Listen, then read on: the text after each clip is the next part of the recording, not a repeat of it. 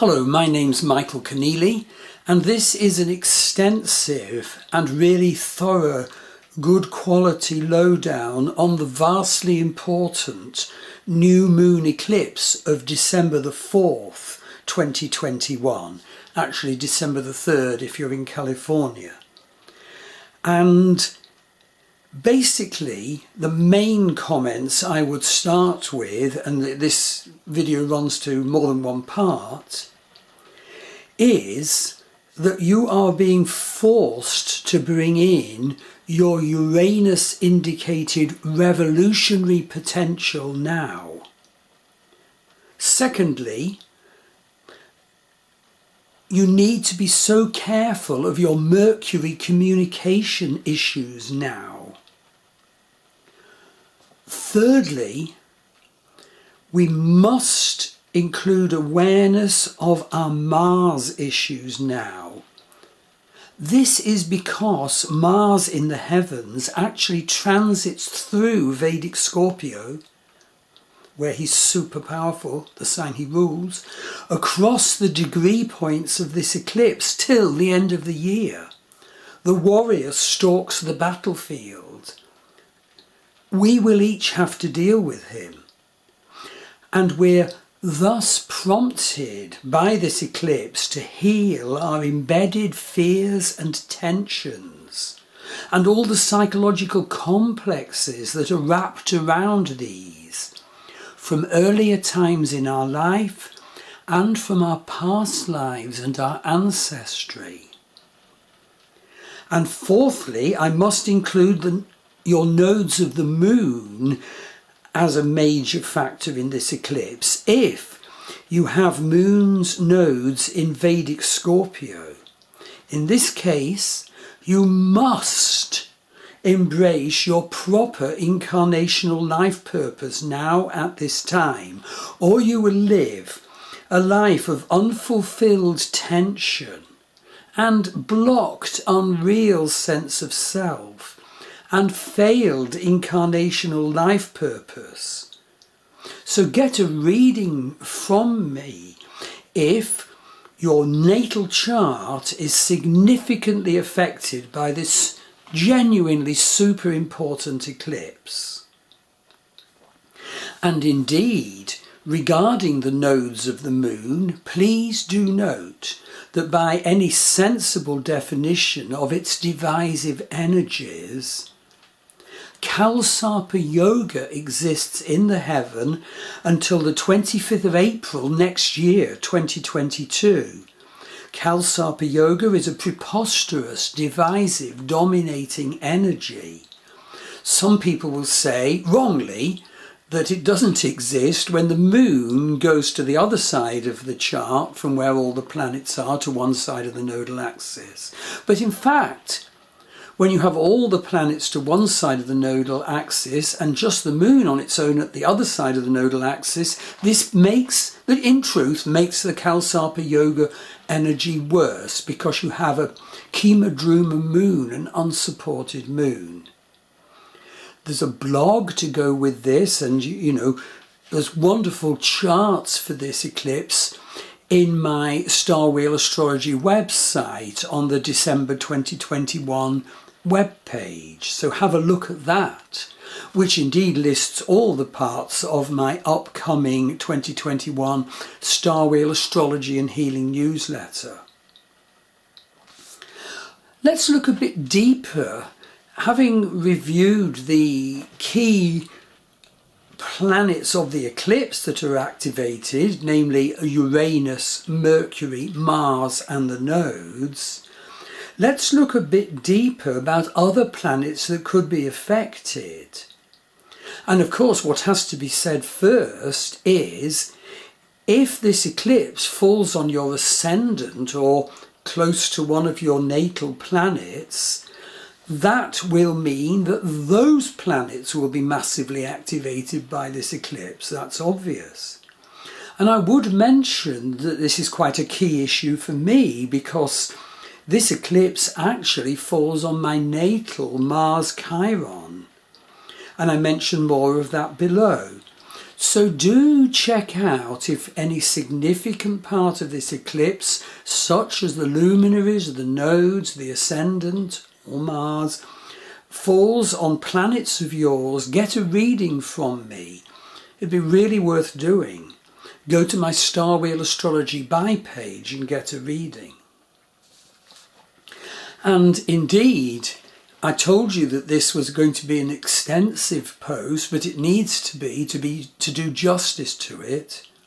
Note that there are 5 other really important features to understanding this particular eclipse. So first of all, it's that the Sun and the Moon are actually in the sign of Scorpio. What sort of energy does that create? Next, note that the Sun and the Moon are conjunct 2 malevolent fixed stars. What does that create? The truth is, thirdly, that Jupiter is unfortunately very weak in dignity, and so we're all going to have reduced connection to the divine, to sense of purpose, to blessing, to guru energy. That's the fact. And we need to try and compensate for that. And the remaining important features list I have here in the script I'm reading and in my blog post about this eclipse, it is important, is that the Western psychodynamic astrology chart for this eclipse actually shows a special talent triangle with Mars trine Neptune, where Neptune is super strong because of virtually zero velocity. Neptune's only just turned direct on the 1st of December. And note that this Neptune trine Mars, each of those are sextile Jupiter conjunct Pluto. And that creates what in psychodynamic Western astrology is so importantly known as a talent triangle. And I'll be telling you what that means later on in the presentation. And perhaps the last point of all is, please be aware that there's a Mars battlefield sequel to this eclipse. Note, so importantly, that Mars, which is at 29 degrees Vedic Libra at the time of this eclipse, obviously transits on forward and reaches Ketu of this eclipse exact on the 14th of December. And a Mars-Ketu conjunction is cutting and violent. And transiting Mars moves on and reaches the stagnant energy zone of this eclipse moon at 18 Scorpio on the 31st of December.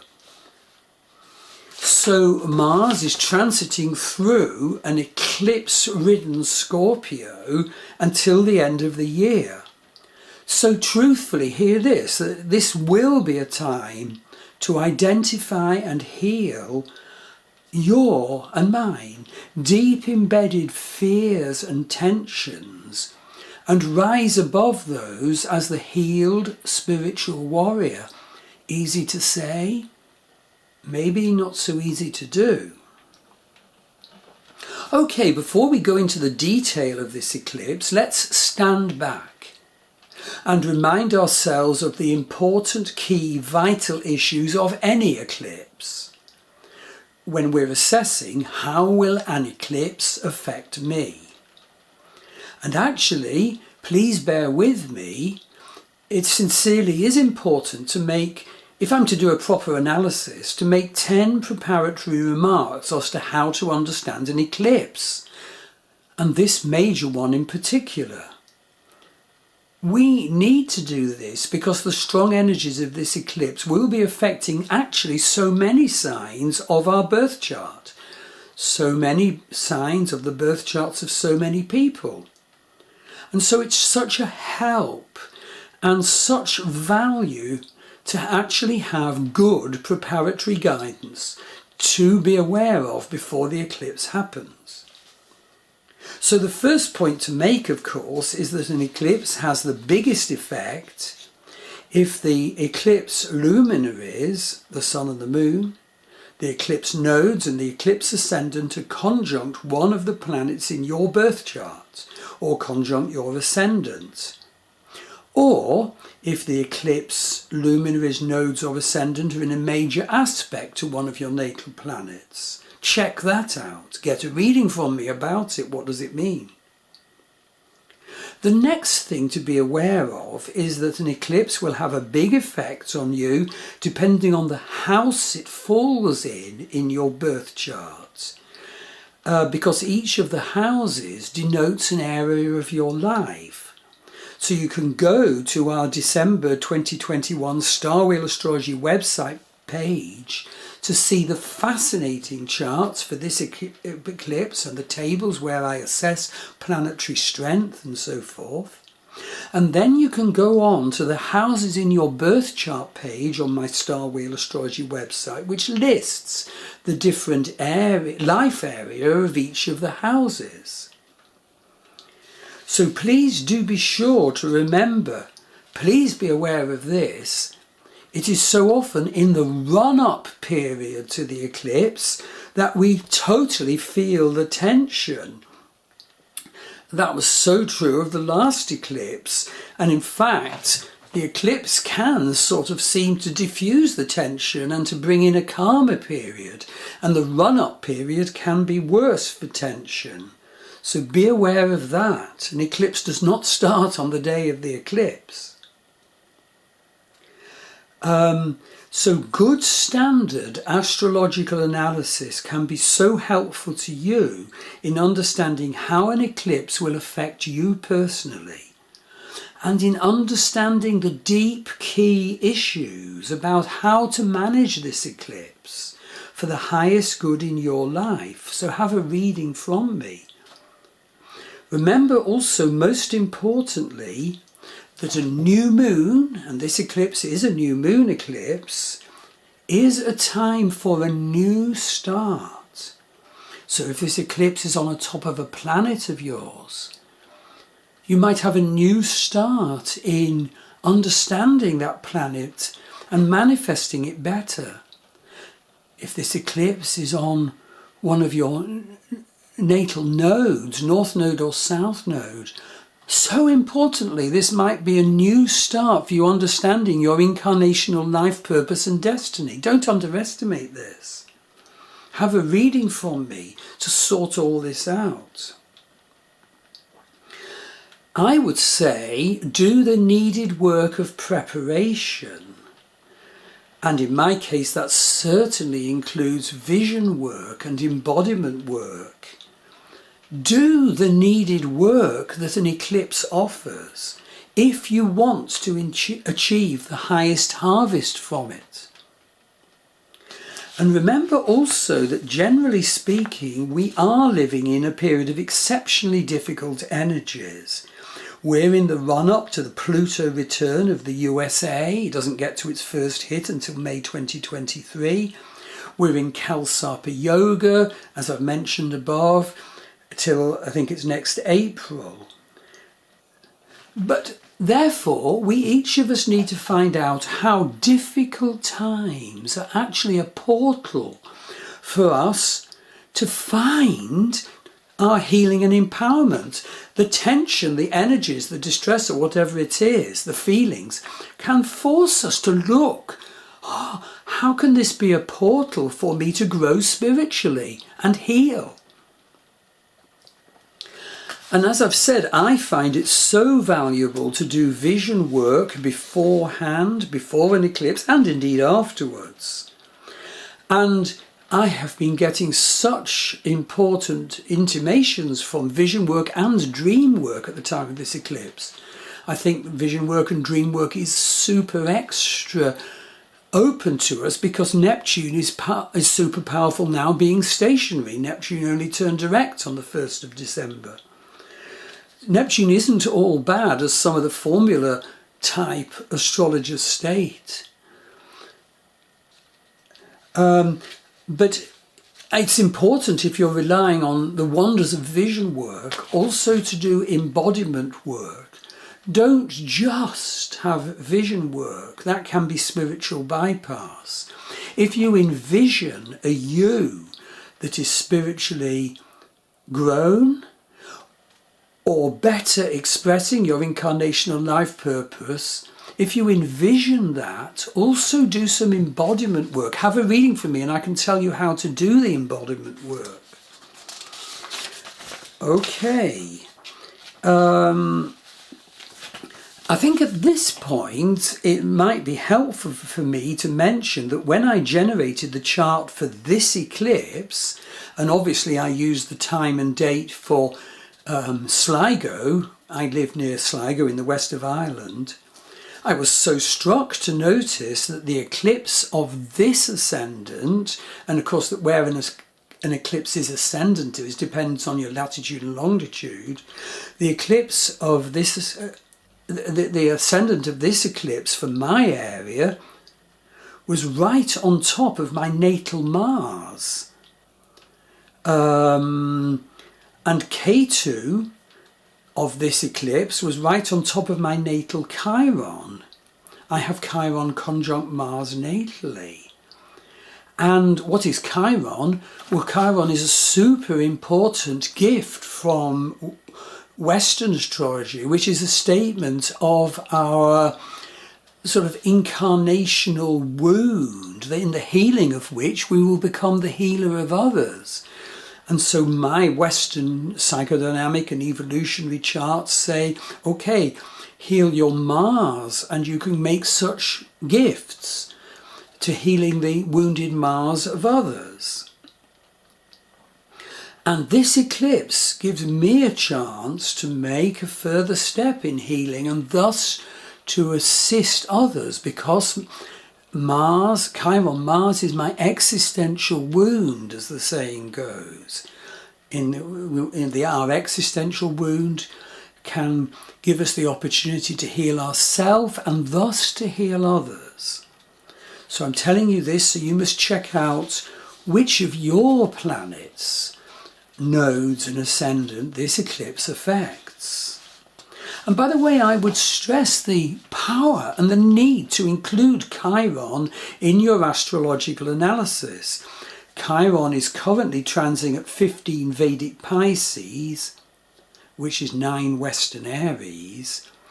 And the truth is, I am seeing such wonders for people with planets opposite that in Vedic Virgo, Western Libra, because their natal planets were wounded by their natal Chiron, and yet they're having just amazing breakthroughs this year that you would not expect. And me advising them that that is their existential wound area has helped them make incredible breakthroughs at the personal level and the career level. Okay, let's turn to the detail of this 4th of December 2021 eclipse. So this eclipse is on the 4th of December in London at 7:43 a.m. In New York, that's 2:43 a.m. But this eclipse is on December the 3rd at 11:43 p.m. in Los Angeles. What degree is this eclipse at? Sun and Moon are at 18 Scorpio in the Vedic sidereal zodiac. That's 12 Sagittarius in the Western tropical zodiac. If you were just to pick out 2 planets that were so affected by this eclipse, perhaps I'd pick out Uranus and Mercury. And I'd say that the fact that Uranus is caught up in this eclipse impels us to take a step in revolution. We'll be feeling tense. We won't solve that tension unless we address the question of what area of my life needs to have revolution applied to it now. Bring in a new life path forward that includes your needed revolution.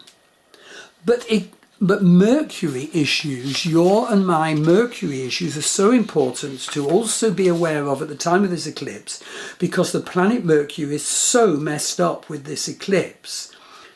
We each have to be so careful of our communication issues and our communication patterns. and the communications we let ourselves be exposed to at this time. Let's look a bit deeper at this, these two key ones, Uranus and Mercury. So this eclipse is at 18 Scorpio, in a very tight inconjunct or 150 degree aspect to Uranus at 17 Vedic Aries. Now remember that Uranus is the energy of revolution. Uranus was discovered at the time of the storming of the Bastille. And it's in Aries, and the last time Uranus transited Aries did unfortunately see the rise of Adolf Hitler and the bringing in of the Second World War. It's violent. Now, to have Uranus in conjunct an eclipse creates great tension. And just be aware of what you're feeling and how you're being tense. And that can bring in needed revolution and life path change and lifestyle change in the run-up to the eclipse and during the eclipse. The highest purpose of this eclipse in conjunct Uranus is to force us to stop clinging to an outmoded sense of ourself, of who we are. Stop us clinging to an outworn belief system. Stop us clinging to an outworn life path forward. If we don't do this, we'll just be left in the tension. We'll be living an unreal life. I personally, as I've said, find it so really necessary to do vision work now to determine what is the self I need to support now. What is the self emerging from my dreams? Have a reading with me and I'll tell you how to do dream work. We have to learn to ascertain who is the